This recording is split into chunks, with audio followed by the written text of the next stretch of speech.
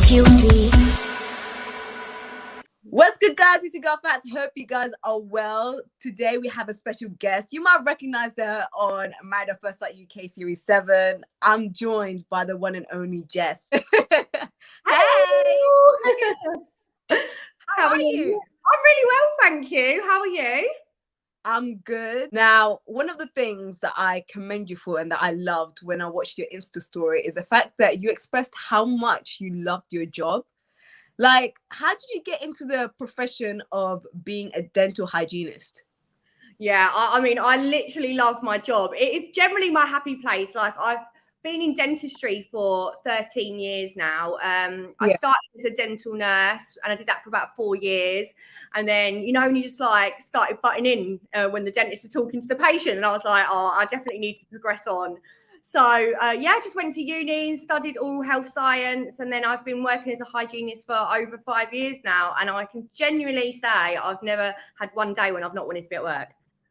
That's amazing. And you know what? You literally came out of the show and you actually like said everything that you said on here. And I was like, damn, because we live in a social media world, in a digital world where, you know, and especially I've seen that a lot when people go into shows like Married at First Sight, reality TV shows. As soon as they come out of the show, they go straight into the world of influencing. They have the big followers. But a few people like you literally are like, no, I'm fine. I like my job. Yeah, it's not a bit of me, especially after maths. I was like, this is not something I want to do. I did not like it.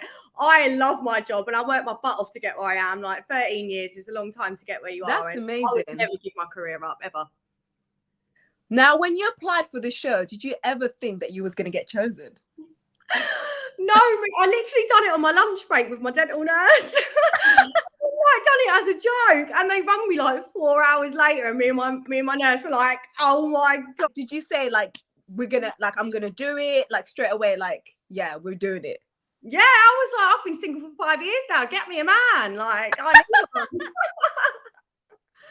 one. Now, people watching the show, the Married at First Sight fans, a lot of them know that you was married to PJAY. Unfortunately, it didn't work. No, but like, if you had to choose someone else to couple up with or to marry on the show, one of the guys on the show, who would it be? I would just say Jenna. Really? Yeah, I love her. She's just so amazing. I literally love Jenna. To be honest, none of the guys are my type at all. Like, you know, even Duka. Like Duka's fit. Like, don't get me wrong, but then so's PJ. Do you know what I mean? Like, they're too. Oh, I don't know. I like, you know, builder comes home in his dirty overalls kind of guy. And is that what you expected when you walked into the aisle? Yeah, I was like, I wanted a mixture of like Del Boy and like Jimmy Carr. Oh, but yeah, it is what it is. Now, we're gonna have to get into it. Now, one of the things that I also loved about you is the fact that you was calling people out unapologetically. Like, you was calling people out on their behavior. Like, what made you feel like, you know what, I'm gonna say something, enough is enough? I am that kind of person. Like, that's why there's a lot of people, not just since the show, but before, you either like me or you don't, because I am very straight how it is. That's how I live my life. That's how my mum is, as everyone probably saw on the show. She just says it how it is. And I just think you've got to be honest in life. As long as you like say stuff, you don't have to be mean about it, but you can just be like, no, you're wrong, without being horrible, can't you? I wish I saw that more on the show. I feel like we didn't actually get to see more of you on the show. There was more of that on the show. They didn't bloody show it. Oh, okay. Yeah, there was like, and a few dinner parties, like me and Tom had a few little arguments. I think me and Whitney had one at some point. There's just so much that happens. It's hard for the show to obviously put everything in. And if they put any of the stuff that, say, happened with me with a couple of people at the beginning of the series, it made no sense to put it in because we left so early. So it wouldn't carry on. You wouldn't see it getting resolved. You wouldn't see anything. So it didn't make any sense to have that in there. But yeah. Looking back, do you regret going on the show? I would say yes, to be honest. in the sense of I didn't enjoy my experience at all. I didn't like it. And then coming off the show, it really affected me, like my mental health, like I was having panic attacks and everything. So in that sense, yes, I regret it. However, I don't in the sense of making friends. Like I'm really close with Jenna, I'm really close with April. And also I do think everything happens for a reason. And I don't think I would have found my boyfriend if I hadn't have gone. I do think everything does work out, you know, the path it's meant to. You know what? We are going to talk about that. We are definitely going to touch on that. But I want to, you spoke a little bit on like, you know, like your mental health. What has life really been like, life after Married at First Sight UK? It's weird because there's kind of two sides to it, because I went straight back to work, straight back to my normal life, living with my cats and, you know, doing dentistry, which I absolutely adore. But then there was the other side of it, which has been so difficult because I have had a lot of hate. I've had death threats, everything. And, you know, everyone's got to remember what they see is not always the full picture. You know, there's other bits of the story that is missing. And regardless if you don't agree with what I've said, how I've acted, there's no need to be so nasty. Like all these people, not just to me, but to anyone that is in the public eye. There's literally no need. Like if you just don't like it, just shut up and block me. Don't send me horrible messages. It's just, it took a lot. I was ill. Like I had to speak to a therapist, which the show provided, because I was having panic attacks. Like couldn't go and put petrol in my car. Wow. Yeah. So like obviously, I don't know if you saw, but like the applications are open for the new series of Married at First Sight UK. What advice would you give to anyone going onto the show? Don't do it. Really? Like from my personal experience, honestly, I wouldn't do it again, because there's been more negatives than positives for me. Like even now, like today on my lunch break, I started getting a load of hate on my pictures, and it's like I don't have any pictures from maths on there. It's not in my Instagram bio. It's nothing. So it's the fact to scroll down my pictures from months ago and just start writing hateful comments. It's just like it's a lot to deal with. But then you look at Zoe and Jenna, and it's like you could find your person. Yeah, they are meant to be together, aren't they? They're just, oh my god, I love them. So I guess just got to have a strong backbone. Be prepared. I feel like a lot of people would say that if you are going to go into a reality TV show, you're going to have thick skin, isn't it? Yeah, and I think I was a little naive going into it, to be honest. I generally thought, oh my god, I'm going to meet the love of my life. That's why I had zero nerves. I was not nervous at all. On the wedding day, nothing. I was thinking this is going to be it. And when it wasn't, I think that's what hit me more, thinking, oh my god, like I could have jeopardized my career. Luckily, I have an amazing boss, and you know, I go back to my job. But that's good. If I didn't. Imagine if he was like, no, you got to make a choice, and I chose love and it didn't work out. Like just chucked away 13 years. Do you know, that's interesting that you say that, because I believe Shanita said this, that a lot of them had to leave their jobs. So the fact that your boss let you come back. Yes, I've got amazing bosses and they're so supportive. They love me on the show. Oh, like, that's amazing. It's a proper, it's a family run business. So I think it's like, I don't know, they're just lovely. So it worked out all right. You know what? I have to tell you this, right? It's been hard trying to find you on Instagram. And you know, you saying that you don't even have Maths UK on your bio. Like, what's going on there? Like, do you not want nothing to do with the show? No. Like at the end of the day, I went in there to find a husband, and I didn't find one. And now I have found someone. That was that stage of my life. I've moved back. I've moved on now. I want to concentrate on the now and what's going to be happening in my future. Now, speaking of, you know, moving on from Maths, right? I'm going to ask you this, okay? And, you know, feel free to be honest, you know, it's a safe space, right? Watching back the show and looking back and being around the cast, who do you think went onto the show for clout? Oh my God. Can we just play, Thomas? I'm gonna get bullied again for that comment. No, but do you know what? So interesting. Probably people did go on there for that, but do you know what? Who cares? So they've got to start somewhere. You've got to start a platform somewhere, and if that's the way you want to do it, then crack on. It's interesting that you say that, because he was saying that, you know, because you was expressing a lot, you know, you actually said a lot, you was calling people out, and he was saying that you was trying to stay relevant. It's quite funny because he says that a lot, but it's like, you're making me relevant by still talking about me. But you know what? I really don't care. And this is why I keep saying that I really commend you, because I'm not gonna lie, when everything that was happening on social media and even on the show, because I was watching the show and I know you know more than what we know. Like, I was looking at some of the cast, like, is nobody gonna call out this behavior? Like, why are people letting him off like that? Like, you was calling him out, and I was just waiting on and everybody else, like, is anybody not gonna say anything? So I wanted to ask you, is there anything that happened off camera that we didn't see on the show? I suppose, because obviously I wasn't there that long. Obviously, you know, that whole Shanita, April, Jess thing, Tom thing. Yeah. And like, your name was mentioned and you wasn't even there. But the thing was how it actually all started. Because when I didn't actually know that someone was apparently bitched about Shanita until I watched the reunion. In my head, it was a different story, because it actually all started with Tom coming to me and PJ and saying, April and Shanita are bitching about you. So I generally thought that's what was still going on. I didn't realise a story had changed to someone was bitching about Shanita until I literally watched reunion. Oh. I didn't understand how it changed to that. And then at the dinner party, just before we left, me and Tom had a big discussion about him saying that. And he was like, yeah, they did say it. And then also on the day of the commitment ceremony that I left, me, Jenna, and Tom got put into like a little sofa room and discussed that situation again. And he was like, yes, they did do that. So, but none of that was shown. And I was like, what? It doesn't make sense. If they'd just shown that, you'd have seen what happened.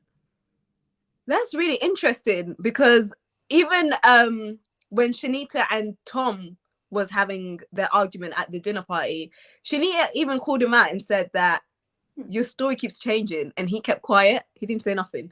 Yeah, because it did. And to be honest, he was had a few drinks each time it happened. So, you know, sometimes you do get like, you know, yeah. Stuff like that. But then I just think it was just a big snowball effect, and it just kind of escalated. And you know, when people don't want to then back down and they just want to stick to their guns. So I think it was that kind of situation. But then again, obviously after I left, I don't really know what happened. So speaking of you and PJ, where are you guys at? Like, are you guys friends? Are you guys still talking? You know, what's been going on? Yeah, so we don't speak anymore. We were really, really, really good friends. And, you know, we had an amazing experience, like, regardless of what you kind of saw on telly. I mean, anyone in the cast will say that we had like a great time together. We were really good friends, spoke every day after the show. And then once the show aired and it almost painted him as a victim and me as this horrible person, he didn't speak to me for a week. Didn't ask how I was once the show had aired, nothing. So after a week, I messaged him and said, you know, you haven't reached out to me. You've seen the amount of hate I'm getting, and all I see is you liking all the comments. And he was like, well, and he went, well, I'm not in charge of my Instagram, so I don't know about that. And I was like, okay then. And then that was that. And then I just said to him, you know, I thought you were my friend, and you could just set the story straight by just saying something. Do you know what I mean? This is how Jess is. Me and Jess are mates. Like, everything's cool. And he went, it's Wit I feel sorry for. And I went, all right then, fine. And to be honest, I blocked him. Because I just felt like, was our friendship fake? Was that straight after the show? Yes, that was just a week after it aired, and it actually really upset me, because I just thought you could set all this shit straight. You could just set all these nasty people straight by saying, no, it is edited like that. We just had an amazing time, amazing wedding, and we did. Definitely. I felt, I don't know if this is how it was, but I just felt he was, you know, liking being the victim more, and that's how I felt at the time, to be honest. And we haven't spoke since. Do you feel like probably there were people that was in his ears telling him something, or do you feel like he was fake? Yeah, I don't really know. I don't understand the situation, because we were completely fine. Like, we literally sent pictures, like, voice noted, and then the show come out, And then that was it. He just didn't speak to me, and I just felt like a bit of a kick in the teeth, really. That's really sad, because I feel like, you know, as for you, like being on the show, like you could have been fake and actually carried on till like the final vows, but Yeah. you actually was completely honest with him, like from the get-go. And oh, it's such a shame, because I really liked the two of you, but I just didn't feel like you guys meshed together. Like, No, that's what I mean. He is lovely. Like, he's a great guy, yeah. and he'll make someone really happy, but he just wasn't my person. And I know he's got a kid at home. Obviously, I've got my career, and I thought, what's the point in staying, because I'm wasting both of our times. That it's just on either of us or anyone else's time. You know what I mean? Definitely. Now, obviously, you didn't come out with a husband on the show, but you definitely came out with a whole boyfriend. I'm sure everybody want to know, like, how things going? How did you guys meet? Give us the tea. So we actually met on Tinder. Tinder is so funny, and he lives literally just down the road, and we've never run into each other. That's crazy. We know similar people. He went to school with my best mate. It's so weird that we've never met. And yeah, we live together now. So oh, okay. Yeah, he's in the living room at the minute. Wait, hold on. Did he even know that you was on the show? I told him on our first date, to be honest, because, you know, I didn't know if it would be something he'd put him off. So I didn't know. And he was cool about it. I mean, to be honest, he's been amazing, because it was obviously difficult for him as well. Yeah. So not only obviously the show was out, but seeing how I was and coming home to me crying, and he's amazing, and it really has brought us so close. Like, I mean, I asked him to move in after knowing him for about 3 weeks. What? When you know, you know. Yes, when you know, you know. 100%. Yes, definitely. So, like, obviously, you know, being on the show, like, was it hard trying to maintain a relationship, also being a public figure? Would you class yourself as a public figure? No, I'm just a dental hygienist, and I've got a few people that ask me where I get my clothes from. And that's the way I like it. That's amazing. You know what? Sometimes, like, just having a private life with your relationship, it's just the way it is, isn't it? Yeah, we kept it quiet for a bit, like kept it off social media. Like, I put him on my story, but like cover his face kind of thing. I wouldn't tag him in stuff. And then obviously the day I put him on my story, it was all over the Sun newspaper. Who's this guy? Because that's what they're like. But, you know, we just wanted to keep our little bubble, you know, just enjoyed being around each other. And then it got to the point where I was like, right, I want to post you on Instagram now. So you're going to have to do this. And he's like got loads of like girls following him, like young girls. You know what? You definitely kept it quiet, because when I went on your page, I thought he was just your best friend, like just your bestie, like best mate, like.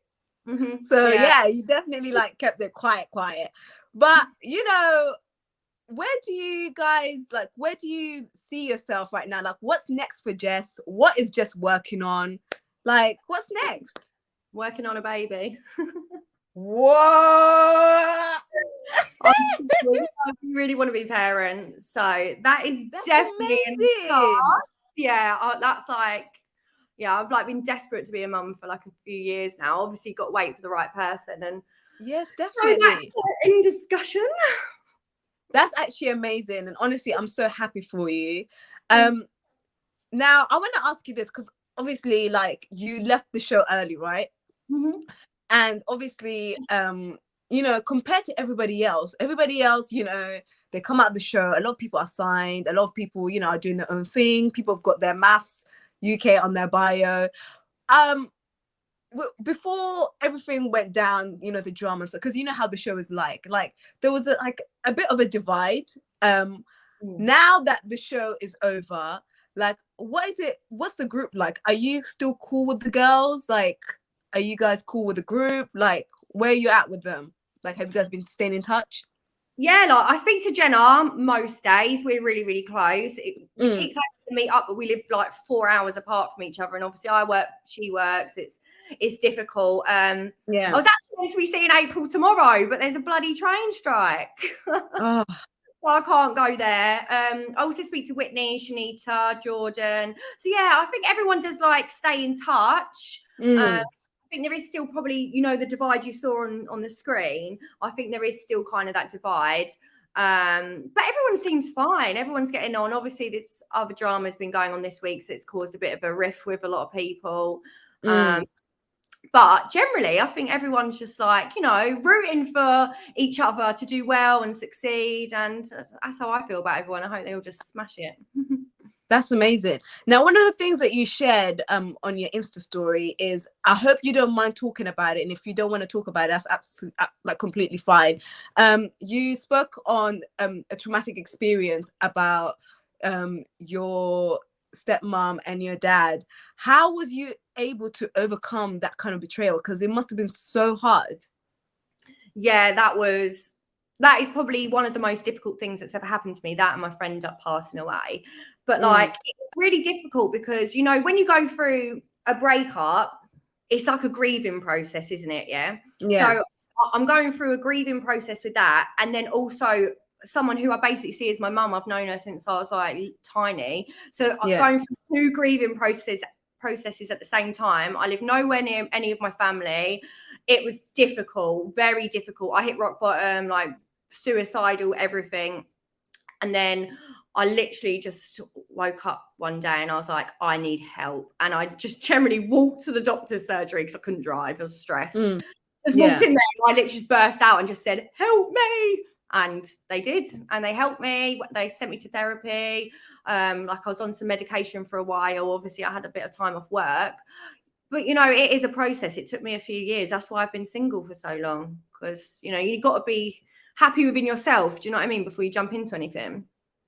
That's amazing to hear. So what advice would you give to anyone in like the early 20s? You know, you've got an amazing career. You've moved in with your boyfriend. You seem very happy. What advice would you give to anyone that's really struggling on getting their life together, and you know they feel like, you know, they haven't got their thing, like they haven't got their stuff together, and they just feel like, you know what, like I just want to give up on life? Do you know what? There's a lot of things that will always cause struggle in your life, but you will always come out the other end. Believe me, I've been there on more than one occasion thinking, I can't do this anymore, but there is always a light at the end of the tunnel. And if you are really, really suffering and struggling, speak to someone, even if it's your mate, your neighbor, someone who works in the shop down the road. Speak to someone, because that is what I did. I held everything in for so long until I just burst. And once I started speaking to people around me, honestly, just letting all that stress out, it just makes such a difference. But I promise you, everything will always work out the way it's meant to be. You know what I mean? Like, you just got to trust the universe and life will work out exactly where you want it to, I promise. So what have you learned being on the show about yourself? Do you feel like you've grown being on the show? Like, what have you learned? Probably that I swore too much, because I swore so much on that show. Luckily, they didn't show it because my mum would literally just be killing me. But to be honest, just trust my gut and stick to being me. That is it. You know what I mean? Like, some people are going to like you, some people are not going to like you, but I'm never going to change for anyone. And I wouldn't expect anyone to ever change for me either. I think just stick to who you are and what you know, and that's all you need to do. What was the response from like your loved ones and your family when they saw you on the show?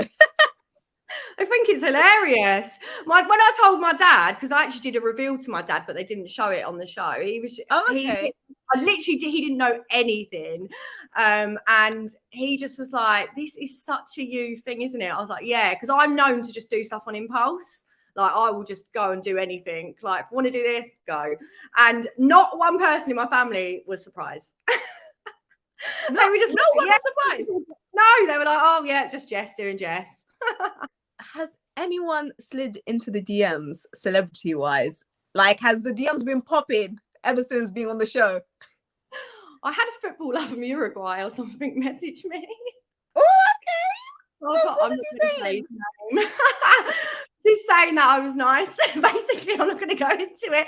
I did have to tell my boyfriend though. I was like, just let you know. Apart from that, I do speak to Lisa Baggs, you know, who's got the two boys that are on TikTok. What? She's so Okay. lovely. I literally love her. She is just such a lovely lady. But yeah, apart from that, I spoke to like Amy from Love Island, Amy Hart from Love Island. Uh, Okay.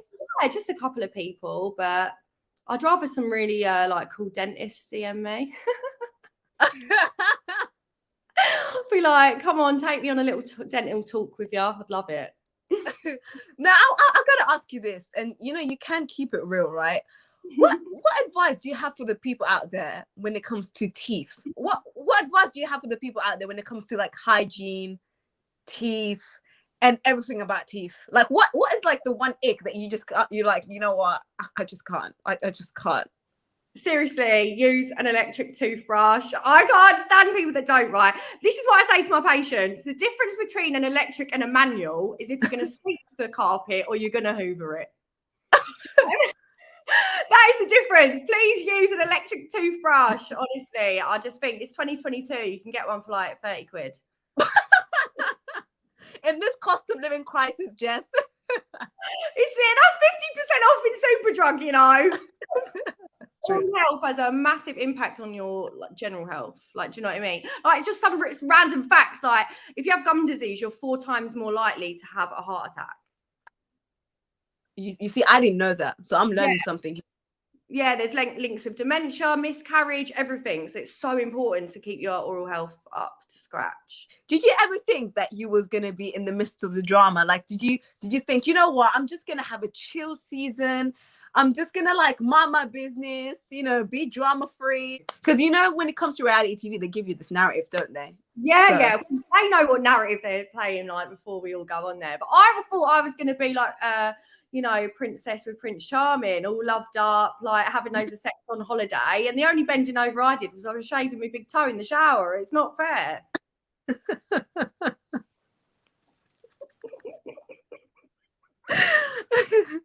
Now, in terms of the experts, do you feel like they supported you enough? Like, no. Do you feel like they gave you? No. No. I felt like I didn't really like them, to be honest. I just thought all of them. Yeah, no, they just like hated me. I felt like anything I said, it wasn't right. Like they were just so mad at me that I didn't like PJ. Like there was so much stuff. Like me and Paul had a massive argument. They had to apologize. The producers told him to apologize to me. So he had proper to go at me, saying, "You asked for a nice guy, we've given you one." And I was like, "I'm not going to force it. I don't like him like that." You know, and I got upset and started crying. And that's when I said, "Don't stop attacking me." But it looked like I said it to something else he said on the show. Oh, but like, that's why I was confused. Yeah, and they were like, your comments to PJ are harsh. And I went, there's a difference between harsh and honesty. I just said, you know, I don't like you that way. I was never mean to PJ, ever. I know I wasn't, because I like PJ and I respect him. So I would never be horrible to someone that I respect. And PJ knows that. And yeah, they just, I don't know, they just were never nice to me.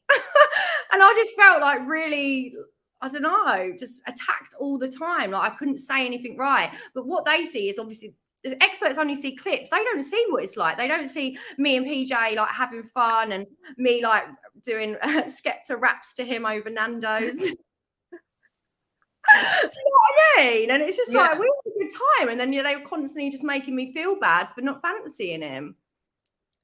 Yeah, it's, you know what, it was very sad to see, because I feel like sometimes, like, even when you guys had that emotional moment, you and PJ, I felt in that moment, like, even me, I was like, you know what, no, she feels bad. Like, guys, give her a break. She does, like, do you know what I mean? It must have been hard to tell someone that you're not into them. Like, you could have just sat there and been like, you know what, PJ, stop crying. But you guys were like, had an emotional moment. So that's why I'm surprised that you guys are not talking anymore, because I felt like in that moment you guys had I guess a friendship for life. Like, that's what I thought we did. I really thought we did. And that's why it was so hard. Like, not only was I upset, you know, because I didn't find the one on the show, but I was upset because I felt bad for PJ, because I really cared about him. Like, and I didn't want to hurt him. And no one likes rejection. No one does. So having to say it to him, because they kept making me say it over and over again, but having to say it to him, not just to his face, but then in front of the cameras, in front of the experts, in front of everyone else, it just wasn't made me feel like shit, to be honest, and I didn't like doing it. Yeah. Do you feel like when it comes to the show, because I feel like Kasia touched on it on her Insta story, well, on a live, that when it comes to, I don't know about Married Off, because I only started watching Married Off first like a few series ago. So I don't know back then. Do you feel like Married at First Sight has become more of like a production now rather than a proper experiment? It's quite funny you say that, because today one of my patients said to me, she was like going, oh, I've seen your maths, blah, blah, blah. And she's like, I've watched every single season, Australian, blah, blah. And she said, every year it gets worse and worse. She said, it's not about marriage and love anymore, is it? She's like, it's a show. Is it as fake as it looks? And I said, yeah, it is. I was like, they might have the odd couple that they, you know, are rooting for, but the rest are in there for drama. Because some people like Duke and Whitney, like, I'm not being funny, come on, that's never going to happen. Like, and if I specifically say, you know, I really wouldn't date anyone in that industry, and then they put me with someone like that, that's just not fair, is it? Like, that makes no sense. That's true. That's true.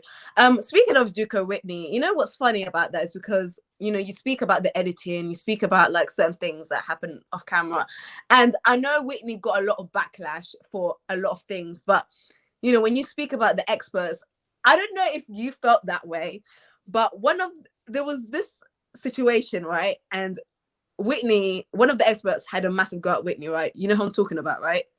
And I just felt like, I don't know, this is my opinion, I felt like certain experts did treat certain people differently when they were like opening up. Like Whitney was getting upset, and in somewhat she wasn't, like with Thomas, he was like upset and they comforted him, they gave him tissues. But then when Whitney was getting upset, it was like, yeah, like, why are you crying? Like, I don't know if you got that, because I felt like the vibe was different between them, and it really irritated me, because I was like, okay, we understand, yeah, Whitney has said some stuff, she should have not said it, but why is she getting this bad of a treatment? I feel like they just had it in for the girls.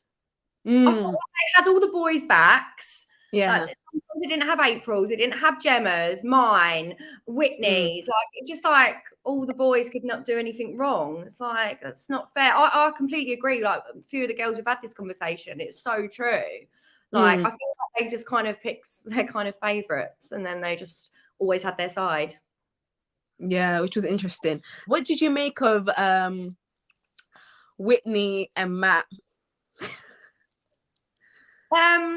Obviously I wasn't there, so I never actually met Matt. But I understand. Do you feel like Whitney and Matt was in the wrong? I do think Matt was. I mean, Whitney and Duca, there was nothing going on there anyway, in that sense. But how they treated Gemma, yes, because it was just fucking out. Like, come on, we all saw it. It was out of order. Like, from her, it was just sneaky. Like, it was sly. And at the reunion, I did say that, bring it up to Whitney. Obviously, didn't see that again. But you know, what can you do? There's some people, you just go with what you think's right, and that's what they thought was right at the time, and we just obviously don't agree. Agree to disagree. So I know you've said that, you know, you're planning for a family now, but anything else that you're working on, anything that you are looking forward to, any highlights from the show? No, like, the only thing I want to do is just grow my dental platform. That is it. Are you thinking of opening your own clinic maybe? I don't think I'd ever do that, because I love where I am, but I'd like to just even use my platform to, like, you know, have something in a little magazine or something about dental health and stuff like that. I just feel like there's so much that people don't know. Like, when I do my Q&As on Instagram, I always do them dental related. I get so many questions, and you're just like, I just think that there needs to be more out there in regards to that for people. So that would be what I'd like to do with my platform. Definitely. I definitely see you doing something like that. And I love the fact that you're gonna, hopefully we can see more of that as well. Like, I'm excited for that journey. Catch me in an Oral-B advert soon, wouldn't you? Like, friends, all that. I want to say thank you so much, Jess, for coming onto my platform. Any last words? Where can they find you? Find me on Instagram at Jess Potter _XX, and it's the same on TikTok. Yay! Thank you so much, Jess. Honestly, it means so much. I know you're very busy. It's a Friday night. I know you got plans with the boo, so I'm gonna leave you to it. Thank you, Megan.